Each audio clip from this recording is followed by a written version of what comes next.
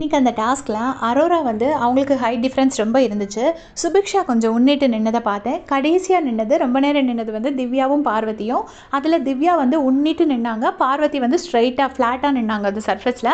அப்போ வந்து பார்வதியை மட்டுமே தான் அந்த பசங்க எல்லாருமே அட்டாக் பண்ணிகிட்டே இருந்தாங்க. ஃபஸ்ட்டு சபரியை ஃபுல்லாக அடி அடின்னு அடித்து விரட்டிட்டாங்க. அதுக்கப்புறமா பார்வதியை தான் ஃபுல்லாக அட்டாக் பண்ணிட்டு இருந்தாங்க. அப்போ பார்வதி ஒன்றுனா சொல்லிட்டு இருந்தாங்க, திவ்யா வடி அந்த பக்கம் அடின்னு கண்ணை காமிச்சாங்க, டேரெக்டாக சொன்னாங்க, இப்படி ஒன்றுனா சொன்னாங்க. திவ்யாவும் நல்லா திருப்பி கொடுத்தாங்க. இந்த மாதிரி நீ மூடு, நீ தேவையில்லாமல் சொல்லாத அப்படின்னு சொல்லிட்டு திவ்யாவும் சொல்லிட்டு இருந்தாங்க. அப்புறம் அங்கேருந்து சாண்ட்ரா சொல்லிட்டே இருந்தாங்க, திவ்யா ஒரு 5 அடி அடித்தா போதும் விழுந்துருவா, 5 அடி அடித்தா போதும் விழுந்துருவா, அவள் நிற்க முடியாமல் நின்றுட்டுருக்கா, பாரு சும்மா கரெக்டாக நிற்கிறா, இவள் வந்து ரொம்ப கஷ்டப்பட்டு நின்றுட்டுருக்கா, ஒரு 5 அடி போதும் அப்படின்னு சொல்லிட்டு சாண்ட்ரா சொல்லிகிட்டே இருப்பாங்க. அப்போ ஃபஸ்ட்டே பாரு சொல்லும்போது, வேண்டாம் நான் திவ்யாவை அடிக்க மாட்டேன், எனக்கு வேண்டாப்பா, எனக்கு எதுக்கு வம்பு அப்படின்னு சொல்லிட்டு விக்ரம் சொல்லுவார். திருப்பி சொல்லும்போது விக்ரம் என்ன சொல்லுவார்னா, எனக்கு திவ்யா சகவாசமே வேண்டாம் அப்படின்னு சொல்லுவார். சொல்லிவிட்டு அதுக்கப்புறம் என்ன வந்தாச்சு விடு, அடித்து தான் பார்ப்போம் அப்படின்னு சொல்லிட்டு அடிப்பார். அடிச்சுட்டு அங்கே போய் உட்காந்துருக்கும்போது சாண்ட்ரா அந்த மாதிரி சொல்லிகிட்டே இருக்கும்போது திருப்பி வருவார்.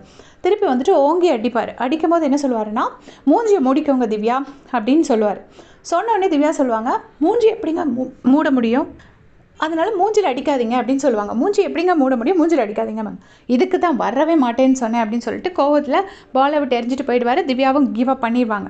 அப்புறமா வெளியே வந்ததுக்கப்புறமா என்ன சொல்லுவாருன்னா, நான் இதுக்கு தான் சொல்ல மாட்டேன், வெளியில் போயிட்டு அவர் அந்த பாலை விட்டு எரிவாரில் எந்திரிச்சிட்டு வெளியில் வந்துட்டு இதுக்கு தான் நான் சொல்ல மாட்டேன்னு சொன்னேன், கிட்டே போக மாட்டேன்னு சொன்னேன், வெரி இரிட்டேட்டிங் அப்படி இப்படின்னு சொல்கிறாரு.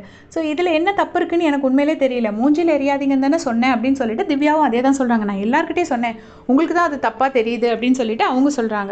அதுக்கப்புறம் தான் நம்ம ப்ரமோவில் பார்த்தோம்ல, அதே சண்டை நடக்குது. அவங்க என்ன சொல்கிறாங்கன்னா, நான் குறிப்பாத்து வேணும்னு அடிக்கிறீங்கன்னு சொல்லலை, ஜென்ரலி மூஞ்சில் அடிக்காதீங்கன்னு எல்லாருக்கிட்டையும் சொல்கிறேன் அப்படின்னு. அப்போ அரோரா என்ன சொல்லுவாங்கன்னா, நாங்கள் யாரும் வேணும்னு அடிக்கலை, பட் இங்கேருந்து அடிக்கும்போது எங்களால் குறிப்பாத்து அடிக்க முடியாது அப்படின்னு சொல்லிட்டு அரோரா வந்து அந்த இடத்துல விக்ரமுக்கு சொல்கிறாங்க, விக்ரமுக்காக பேசுகிறாங்க.